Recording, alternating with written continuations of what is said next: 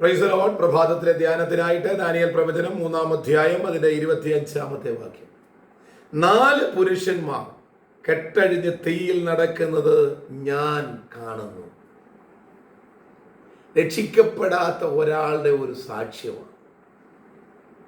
തന്നെക്കുറിച്ചല്ല, രക്ഷിക്കപ്പെടാത്തൊരുവൻ രക്ഷിക്കപ്പെട്ടവനെ നോക്കിയപ്പോൾ ദൈവത്തെ അറിഞ്ഞവന്റെ ജീവിതത്തിൽ നടന്ന ഒരു അത്ഭുതകരമായ കാഴ്ച കണ്ടിട്ട് സാക്ഷി പറയുകയാണ്. നമ്മൾ 3 പേരെ അല്ലയോ തീയിലേക്ക് വലിച്ചെറിഞ്ഞത്? നെബൂഖദ്നേസർ രാജാവ് പറയുകയാ, നമ്മൾ 3 പേരെ അല്ലയോ തീച്ചുളയിലേക്ക് വലിച്ചെറിഞ്ഞത്, പക്ഷെ 4 പുരുഷന്മാർ കെട്ടഴിഞ്ഞ് തീയിൽ നടക്കുന്നത് ഞാൻ കാണുന്നു. ദൈവമക്കളെ, നമ്മളെ കെട്ടഴിച്ച് നടത്തുന്നത് നമ്മുടെ ദൈവമാണ്. ശത്രു കെട്ടിയ സകല കെട്ടുകളെയും അഴിച്ച് ശത്രുക്കൾക്ക് മുൻപാകെ മേശയൊരുക്കി അവരുടെ മുൻപിൽ കൂടെ നമ്മെ നടത്തുന്ന ഒരു നല്ല ദൈവമുണ്ടെന്ന് ഇന്ന് പകൽക്കാലം മനസ്സിലാക്കുക. തീക്കകത്ത് തീർത്ത് കളയാമെന്ന് പദ്ധതി ഒരുക്കി പറഞ്ഞുകൊണ്ട് തീയിലേക്ക് 3 ബാലന്മാരെ വലിച്ചെറിഞ്ഞെങ്കിലും അവർ നോക്കി നിൽക്കുമ്പോൾ കാണുന്നത് 3 പേരുടെ കൂടെ ഒരാൾ കൂടെ 4 പേര് തീയിൽ യാത്ര ചെയ്യുന്നു. അതാണ് ഒരു ദൈവ പൈതലിന്റെ സന്തോഷം. നമ്മൾ പ്രതികൂലത്തിലായിരിക്കുമ്പോൾ ശത്രു നോക്കി പറയും, ഇപ്പോൾ അവൻ വീഴും, ഇപ്പോഴവൻ തളരും, ഇപ്പോഴവർ കത്തും.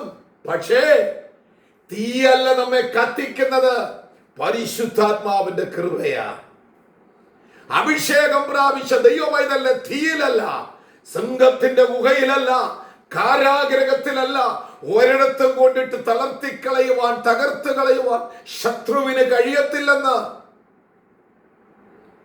കാരണം ഒരുവന്റെ മേൽ വീണ അഭിഷേകത്തിന്റെ ശക്തി, ഒരുവന്റെ മേൽ വീണ ദൈവകൃപയുടെ മഹത്വത്തെ ചോദ്യം ചെയ്യുന്നവരുടെ മുൻപിൽ എന്നെയും നിങ്ങളെയും തലയുയർത്തി നിർത്തുന്ന ഒരു നാഥനുണ്ടെന്ന് ഇന്ന് പകൽക്കാലം നിങ്ങൾ അറിഞ്ഞുകൊള്ളുക.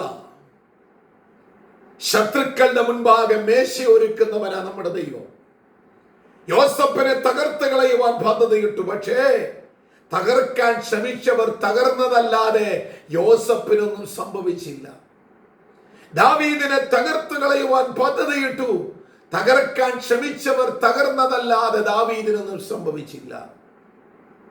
അണലി കടിച്ച പൗലോസ് മരിച്ചു വീഴുന്നത് കാണുവാൻ ആളുകൾ കൂട്ടത്തോടെ നോക്കി നിൽക്കുമ്പോൾ കാണുന്നത് തന്റെ ശരീരത്തിനകത്ത് കടിച്ചു തൂങ്ങിക്കിടക്കുന്ന അണലിയെ വലിച്ചെറിഞ്ഞ് ആത്മാവിന്റെ നിറവോടുകൂടെ കരമടിച്ച് സ്തോത്രം പറയുന്ന ഒരു പൗലോസിനെയാണ് വചനം നമ്മെ കാണിച്ചു തരുന്നതെങ്കിൽ, ഇന്ന് പകൽക്കാലം നമ്മുടെ കൂടെ കർത്താവുണ്ട്.